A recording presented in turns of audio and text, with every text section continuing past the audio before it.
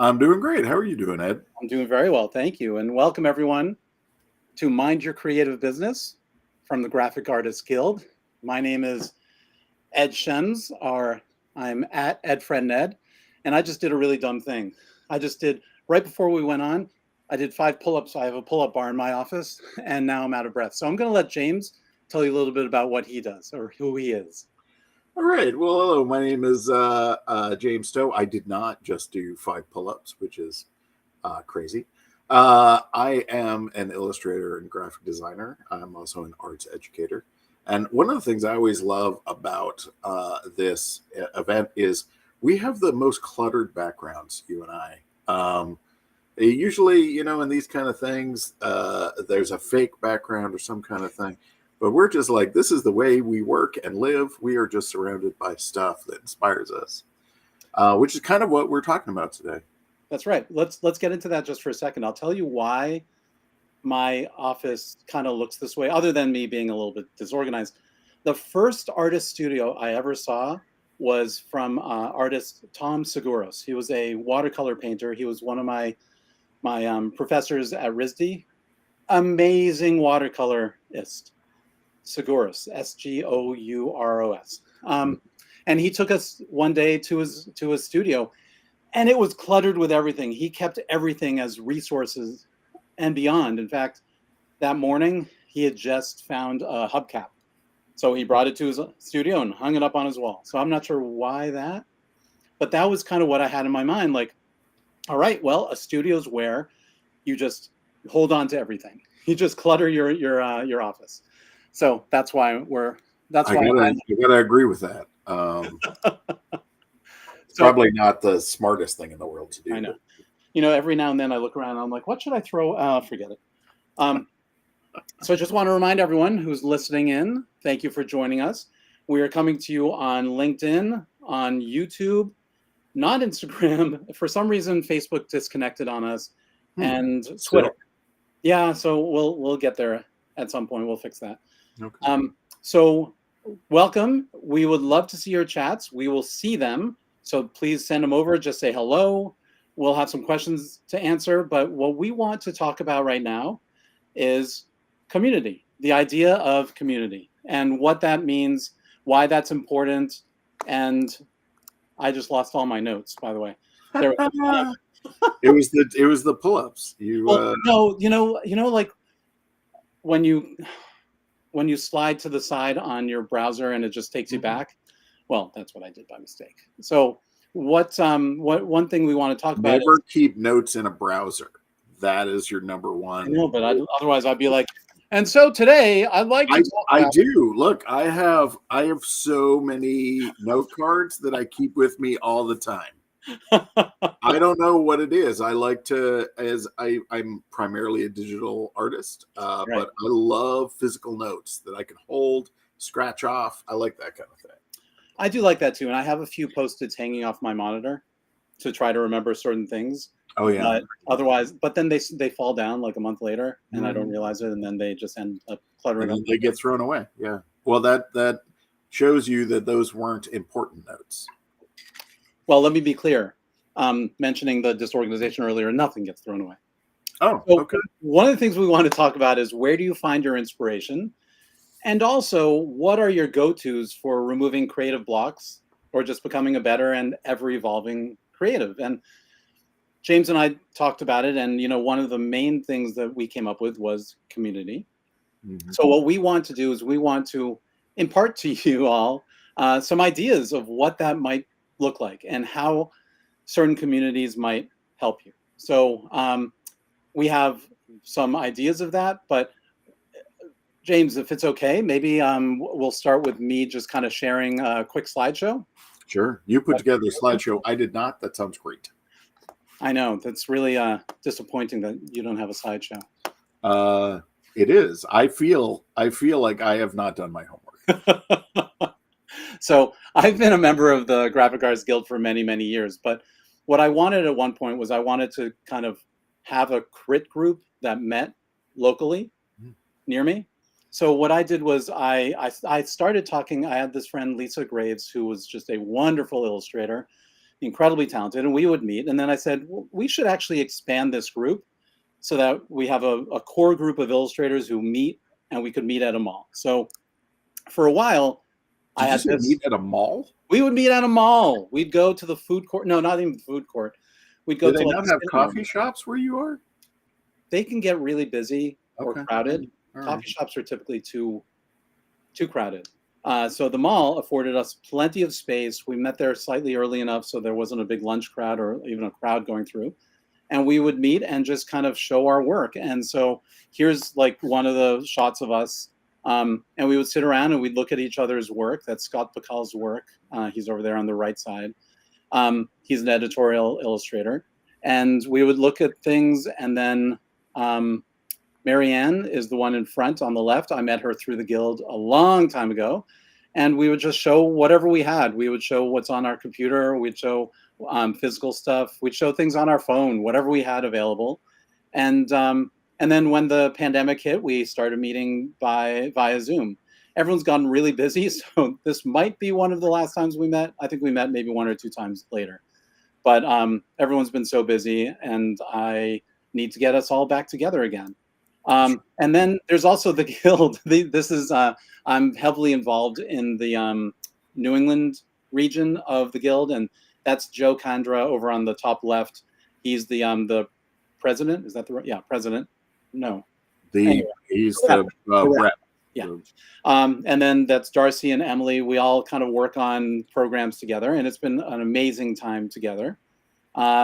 And then we do events. The entire Graphic Arts Guild will have some big meetings together where we'll all talk about X, Y, and Z. And this was one of the meetings. And it's wonderful where we get to meet all the other volunteers for the Graphic Arts Guild. It's just a wonderful, wonderful time to just be within and have people to talk to and be creative with.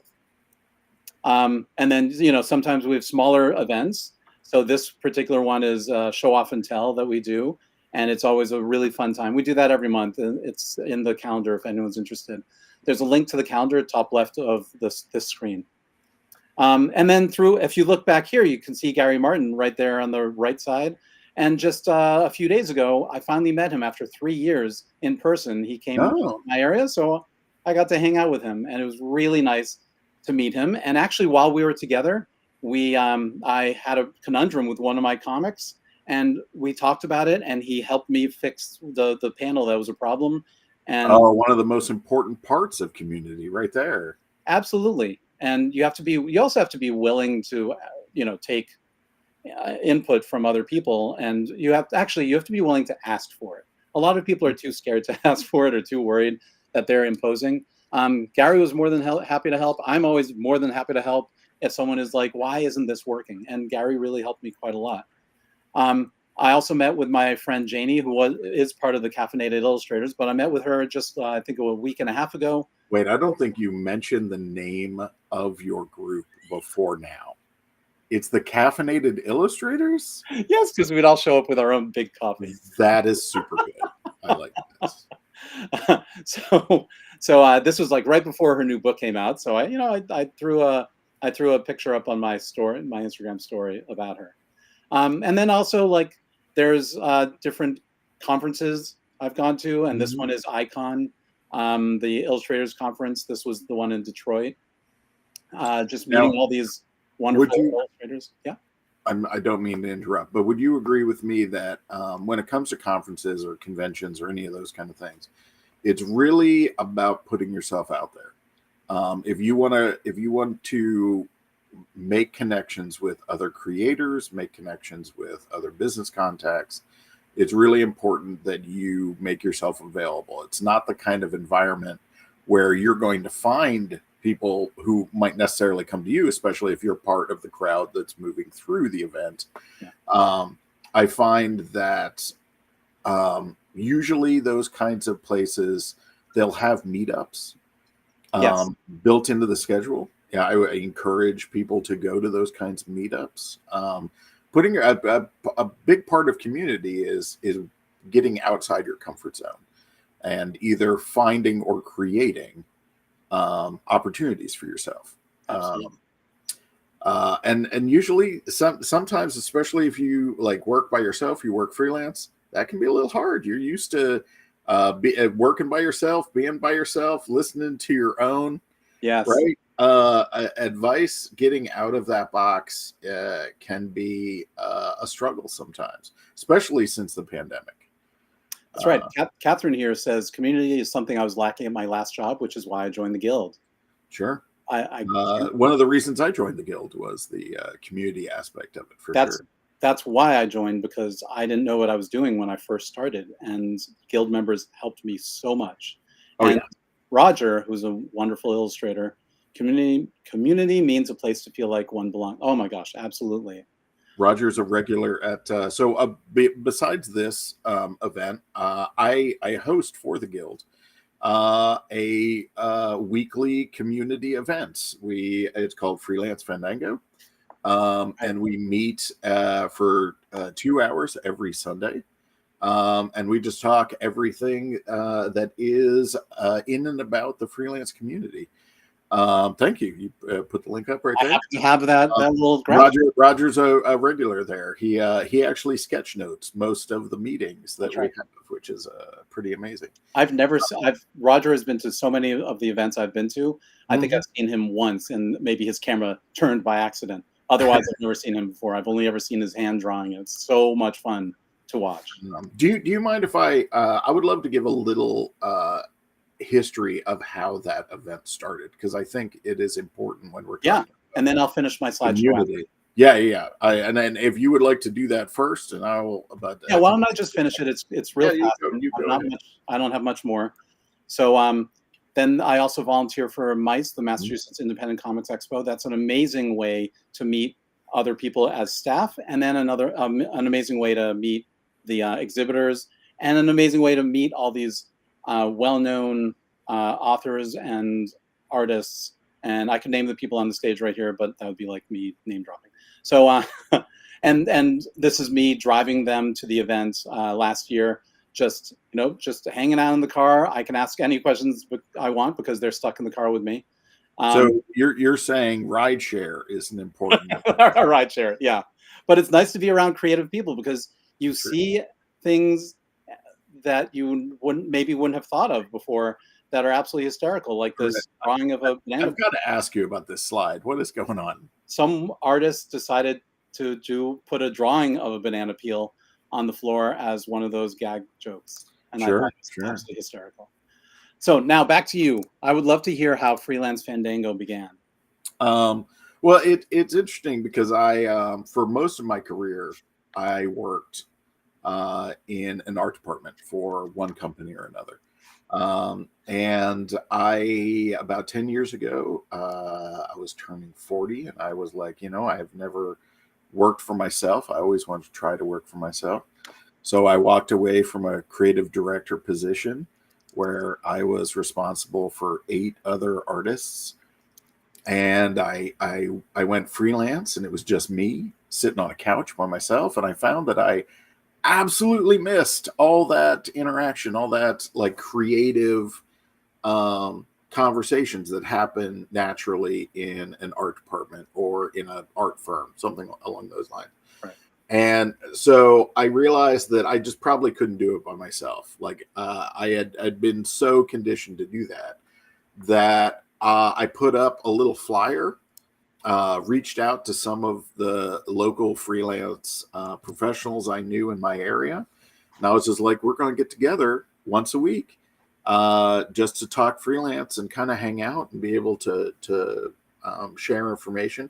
So I saw a need in my own both professional and personal life for that kind of connection. I set up a small group. We started small. There was maybe like 3 or 4 of us at the beginning. That now, about 10 years later, still going strong. We have a local chapter here in my hometown here. And then we also do the online event. So Freelance Fandango, it's really, when I talk about getting out of your comfort zone, I would never have said at the time, I'm going to create a community for freelance professionals. But I'm really glad I did, because it's paid off both for me and hopefully for some other people in the time that we've done it. It just like your caffeinated illustrators. If you don't see an opportunity around you, try to make an opportunity.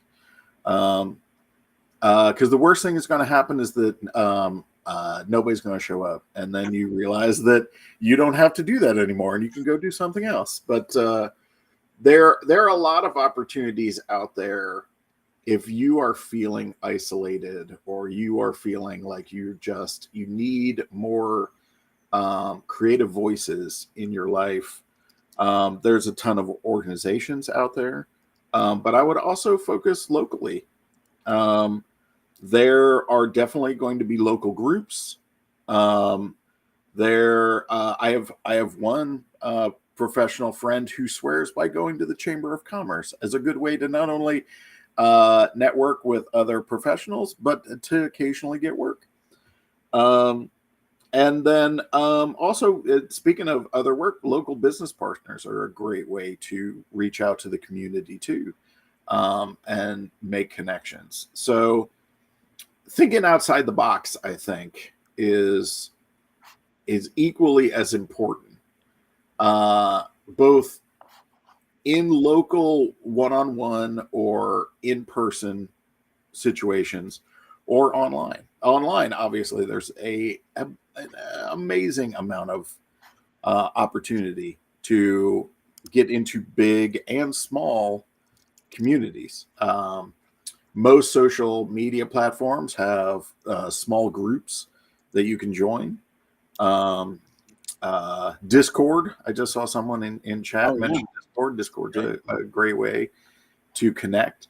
And even I gotta say, we occasionally mention this amazing book here, but it even has lists in the back of the handbook of organizations that you could join, which is amazing because the Guild is an organization and it is providing you information for other organizations, which I find like, it's a good place to join when they're like, here's some other places you could join as well.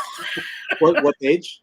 It is page, let me see, 410 is the basic organizations, but in that section on both sides, there's information about, let's see, portfolio websites, freelance opportunities, marketing resources. There's information about copyright. There's trade organizations, conferences, trade shows. Like, it's not the thing you think of, at least not the thing I think of when I think of the handbook, is like, here's a list of all these opportunities for connection, but it exists in there. And I would recommend people take a look at it. Like the organizations list, there are some things that obviously I would always suggest to people. I'm an illustrator. Society Illustrators is amazing. Yeah. The Society of Children's Book Writers and Illustrators, but there's also some things on this list I had never heard of before that I'm really excited about. Oh, there's some that are by state. So, like, I live in Massachusetts, so there's the Arts and Business Council of Greater Boston. Yeah, for sure. And then just nationally, there's the Greeting Card Association. I had no idea that existed. Wow, there's a lot in here. I was surprised too when we had mentioned that we were going to talk community. I was like, I wonder if there's any resources in the handbook for joining or building community, and I was pleasantly surprised at what I had found. Here, I'm going to put a link. I usually am generally surprised at what I find in the handbook. I'm always like, oh, there's something new in there. Catherine has a question about whether or not the Guild has a Discord server. It does not. However, we just started rolling out a new website, and there's a discussion area on that new website where you can go in there and ask the questions that you have about whatever kind of work you do, and it's a great place to get answers right there. It won't have one soon, but as a member, all you have to do is you have to log in to the members area, and then you go find the forum. It's forum. That's the word I was looking for. So I have a short, no, not very short list, but I'll go through it quickly of some other ways to find community. And so obviously joining the Graphic Arts Guild, or at the very least coming to events, is a great way, and you'll start to see regulars and recognize people. And There's most events, if I'm sorry to break in, is they're open to the general public, and they're generally free events. right. So Yep. it's a great way to get connected with some people. Yeah, and I'll put up a link in a minute to the calendar. I had it up earlier. If you're watching it this later, you can just rewind. So there's the Graphic Arts Guild. So we encompass a lot of different creative fields. There's AIGA, which is typically graphic design. I mentioned earlier the Icon Conference, Illustration Conference. I know there's the How Conference coming up. There's also theydraw.com. Sally and Nate are awesome, and they're always doing different events, and they're always not there. There are no illustration competitions. There are opportunities, and they are the most nurturing people you'll ever meet. I promise you. So go find theydraw.com. It's they-draw.com. Okay, I'm looking that up. That's a new one for me. Oh, I can't speak more highly of the two of them. They're brother sister. They're just so warm, welcoming, smart, everything. There's there's the illustration department. There's a new one I just found out about, Kids Comics Unite. There's the Boston Comics Roundtable, if you're in the Boston area. There's your school, wherever you graduated from, if so. There are alumni events. Absolutely. What an amazing place to go, just kind of reconnect or connect with people, and just find creative compliments.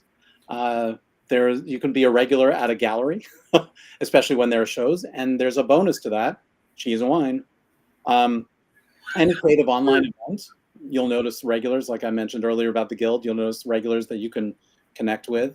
There are craft fairs, independent comics expos. You can be a participant if you want or can. Otherwise, you go to them and just enjoy the people there and meet some people there and meet people who do things that you like and buy from them. Always buy from them. And then there's also, absolutely. James, you sell some of your posters at a movie theater sometimes, right? I do, yeah. We so going back to that, local business partners. I do try as much as I can to interact with local, single owner businesses. Mm-hmm.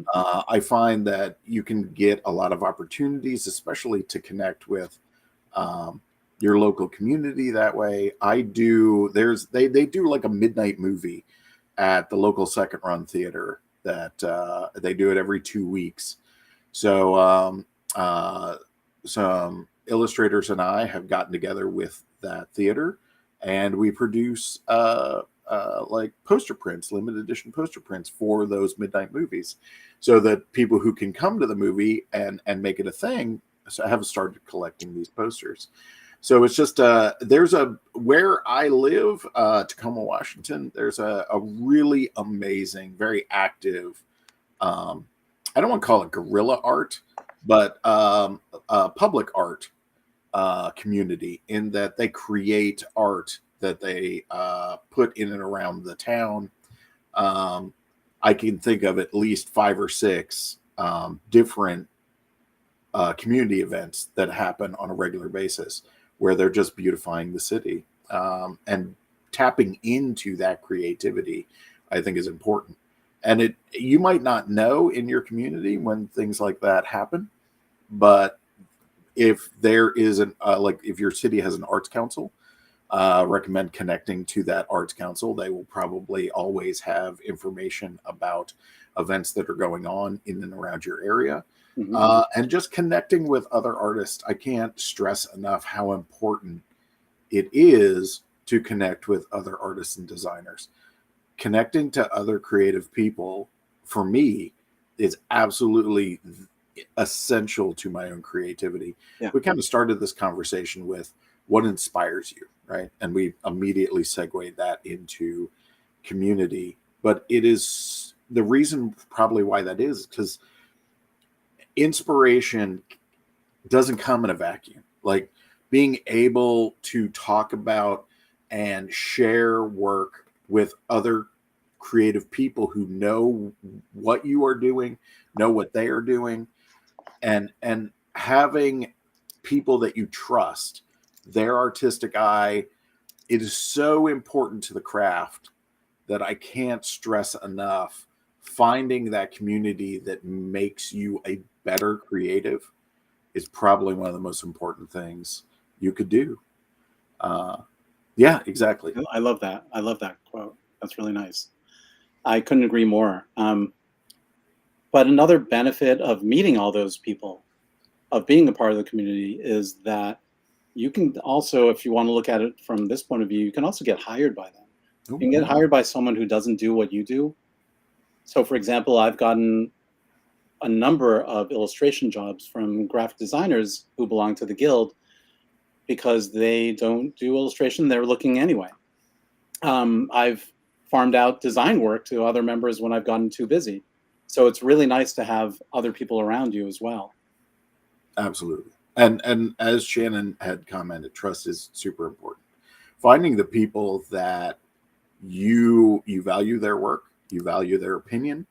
Those are important aspects to a community.